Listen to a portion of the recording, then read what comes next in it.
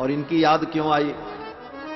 बोले भगवान कृष्ण अपने कक्ष में बैठे थे और रात्रि में पद्मासन लगा करके भगवान श्री कृष्ण ध्यान कर रहे थे। कुछ पूछने के लिए धर्मराज युधिष्ठिर आए तो धर्मराज युधिष्ठिर ने भगवान को देखा ध्यान लगा करके बैठे। धर्मराज युधिष्ठिर ने पूछा, गोविंद, बड़े बड़े ऋषि मुनि आपका ध्यान करते हैं, आप किसका ध्यान करते हो? आपसे बड़ा तो कोई दुनिया में है नहीं, आप ही सब भगवान हो, सर्वोपरि हो, फिर आप किसका ध्यान करते हो? तो भगवान ने कहा कि मैं अपने भक्तों का ध्यान करता हूं। भक्त मेरा ध्यान करते हैं और मैं अपने भक्तों का ध्यान करता हूं, उनका भजन करता हूं, उनका चिंतन करता हूं। तो युधिष्ठिर ने पूछा, आप किस भक्त का ध्यान कर रहे थे? तो भगवान ने कहा, मेरे परम भक्त भीष्म पितामह बाण की सैया पर पड़े हुए मृत्यु की प्रतीक्षा कर रहे हैं। उनका स्मरण करते हुए उनके दुख को, उनकी शरीर की पीड़ा को मैं सहन कर रहा हूं। तभी तो भीष्म पितामह बाण सैया पर पड़े थे। क्यों? बोले भगवान कृष्ण भीष्म पितामह की पीड़ा को भगवान सहन कर रहे थे। युधिष्ठिर ने कहा, कब तक पितामह बाण सैया पर पड़े रहेंगे? भगवान ने कहा, बस आज की रात्रि। उनका भी समय पूर्ण हो चुका है। प्रातः काल भगवान भीष्म पितामह का दर्शन करने के लिए कुरुक्षेत्र में जाते हैं। जब पहुंचे, अर्जुन, युधिष्ठिर, नकुल, सहदेव, भगवान कृष्ण और बड़े बड़े ऋषि मुनि महात्मा भी आ गए।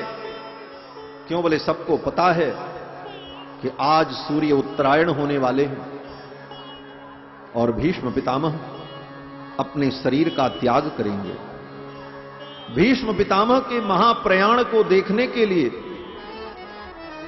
पर्वतो नारदो धौम्यो भगवान बादरायणः बृहदस्सो भरद्वाजः सशिष्यो रेणुकासुतः।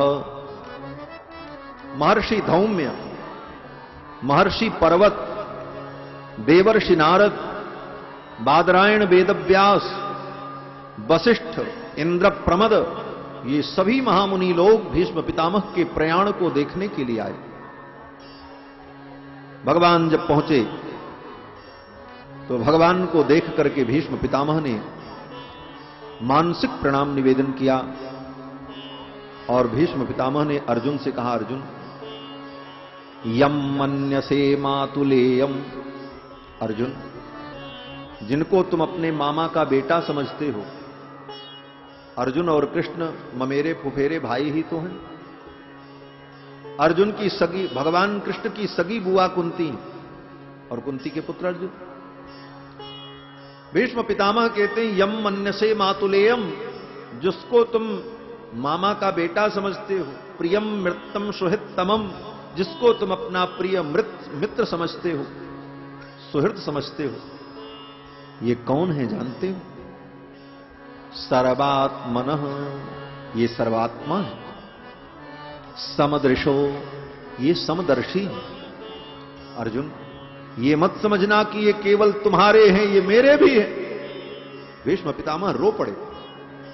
अर्जुन, तुम्हारे मन में अगर ये भ्रम हो कि ये केवल तुम्हारे हैं, नाना, समदृशः, ये समदर्शी। अगर इनके अंदर समदर्शित्व न होता तो ये इतनी दूर चल करके मेरे पास तक ना आते। अर्जुन, ये कितने भक्त वत्सल हैं। देखो, मैंने इनको मारने के लिए कोई कोर कसर बाकी नहीं रखी।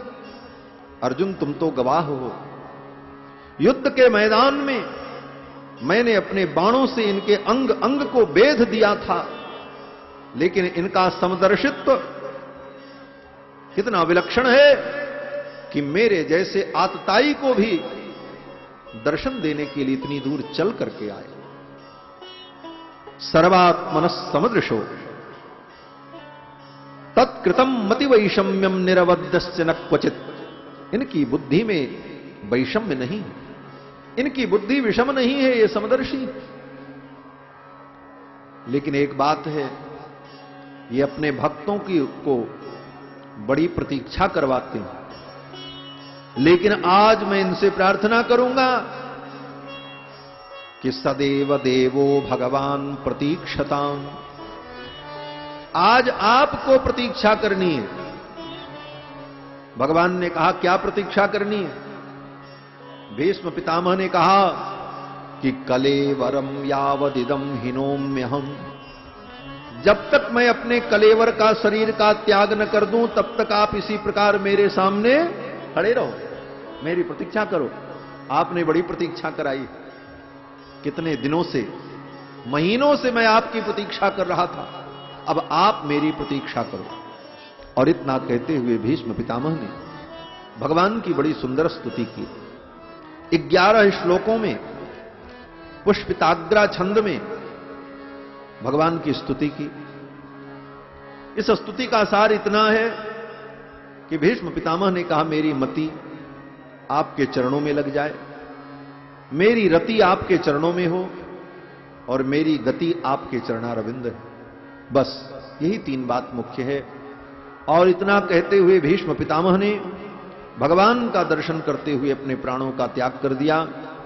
उसी समय आकाश में दुंदुभी बजने लगी,